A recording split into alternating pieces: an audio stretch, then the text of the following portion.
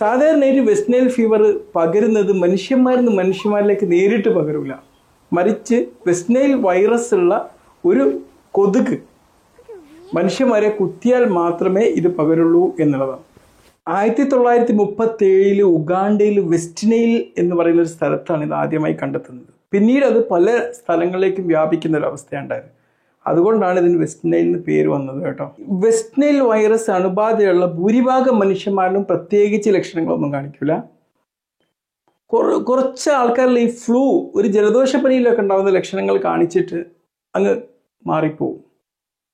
നല്ല തലവേദന, പനി, ശരീരം മൊത്തമുള്ള വേദന, ഒരു ഓക്കാനം വരിക, ഛർദി, പിന്നെ ചിലർക്കൊക്കെ ചില റാഷുകൾ, ചെറിയ തിണർപ്പുകളൊക്കെ അനുഭവപ്പെടുത്തുന്ന സാഹചര്യം. അപ്പോൾ എപ്പോഴാണ് ഈ വെസ്റ്റ് നൈൽ ഫീവർ അപകടകാരിയാവുന്നത്? അത് ചിലപ്പോൾ നമ്മുടെ തലച്ചോറിൻ്റെ